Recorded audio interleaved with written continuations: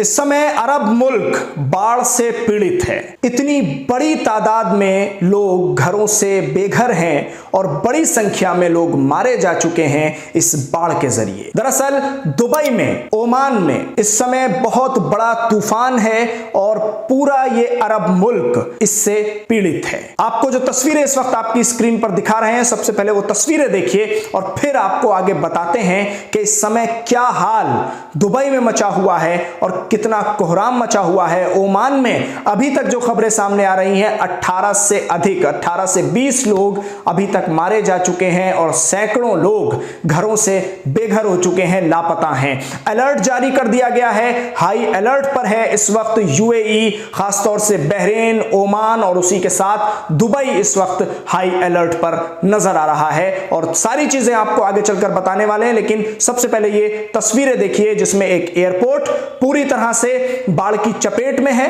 तूफान की चपेट में है और उसी के साथ जो इलाके हैं उन सभी इलाकों में, तमाम शहरों में बड़ी तादाद में लोग घर से बेघर हैं और पानी है कि रुकने का नाम नहीं ले रहा है। पहले तस्वीरें देखिए।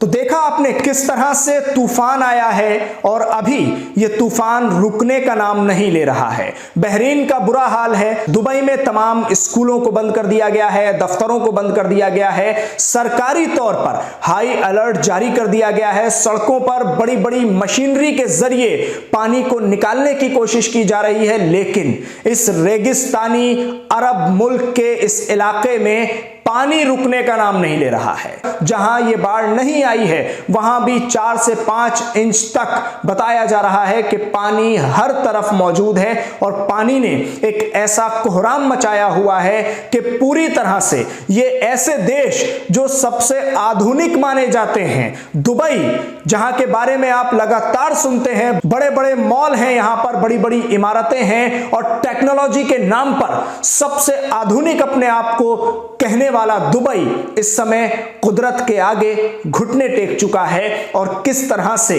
अपने आप को बचाने में नाकाम नजर आ रहा है। तमाम मशीनरी लगा दी गई है, पूरी तरह से पूरा जो आमला है, पूरी जो सिक्योरिटी है उसको तैनात कर दिया गया है हर तरफ। लोगों को बचाने के लिए पूरी तरह से जो बचाव कार्य है उसको किया जा रहा है, रेस्क्यू ऑपरेशन किए जा रहे हैं, लेकिन पानी है कि किसी भी तरह से अपना कहर बर्पा करने से थम नहीं रहा है। हर तरफ सिर्फ पानी ही पानी नजर आ रहा है। दरअसल आप जानते हैं कि ये तमाम मुल्क नजरों में रहते हैं। इन तमाम मुल्कों पर सिर्फ मुसलमानों की ही नहीं बल्कि सबकी नजरें टिकी होती हैं कि आखिर इन मुल्कों का एक्शन क्या है, ये मुल्क क्या कर रहे हैं। आप सुनते रहते होंगे कि सऊदी के खिलाफ किस तरह से खुद मुसलमान सड़कों पर उतरते हैं और सऊदी अरब की जिस तरह की इस समय हरकतें हैं उनके खिलाफ लोग बोलते हुए नजर आते हैं। खासतौर से फिलिस्तीन का मुद्दा चल रहा है। आप जानते हैं कि फिलिस्तीन और इजराइल के बीच चल रही जंग को लेकर जिस तरह से इजराइल लगातार फिलिस्तीन पर हमले कर रहा है, उसको लेकर मुसलमान आवाज उठाते हैं और पूछते हैं इन अरब ममालिक से कि आखिर आप क्यों मजलूमों की हिमायत में नहीं बोलते और जालिम का साथ क्यों देते हैं। और अक्सर इस तरह के बयान भी आपके सामने आते होंगे कि खुदा के कहर का सामना इन मुल्कों को करना होगा, जो मुल्क अल्लाह का नाम तो लेते हैं, इस्लामिक मुल्क अपने आप को कहते हैं, लेकिन मजलूम की हिमायत नहीं करते, जालिम का साथ देते हैं। अब कुछ लोग सोशल मीडिया पर यह लिख भी रहे हैं कि यह तूफान नहीं है, ये अल्लाह का अजाब है जो इन मुल्कों पर नाजिल हो रहा है। लोगों का ऐसा मानना है, लोग ऐसा सोशल मीडिया पर लिख रहे हैं और कह रहे हैं, लेकिन आप दुआ कीजिए कि जो लोग इस तूफान से, इस बाढ़ से पीड़ित हैं, अल्लाह उनको जल्द से जल्द इससे निजात दे और वहां हालात बेहतर हो सकें। इंसानियत को किसी भी तरह से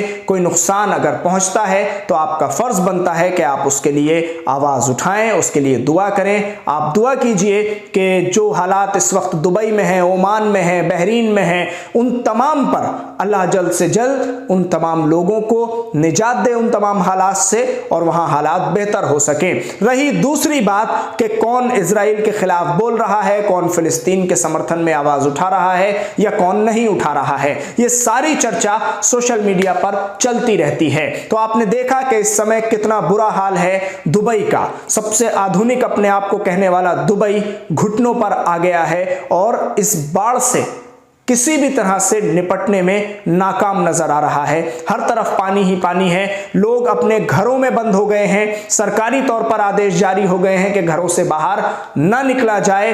हालात अभी 1-2 दिन तक ऐसे ही बने रहेंगे और कुछ नहीं मालूम कि कब तक ये बारिश, ये तूफान रुके। और अभी इसके बारे में कोई जानकारी नहीं दी जा सकती है, क्योंकि इसको रोकना किसी आधुनिक देश का काम नहीं है।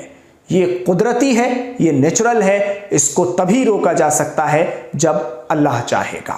उससे पहले किसी में ताकत नहीं है कि इस बारिश और तूफान को किसी आधुनिक सिस्टम के जरिए रोक सके। बहुत बहुत शुक्रिया हमारे साथ इस खबर पर जुड़ने के लिए। खबर कैसी लगी जरूर बताएं, वीडियो को शेयर जरूर करें, चैनल को सब्सक्राइब अगर अभी तक नहीं किया है तो सब्सक्राइब करें, बेल आइकन जरूर दबाएं। धन्यवाद।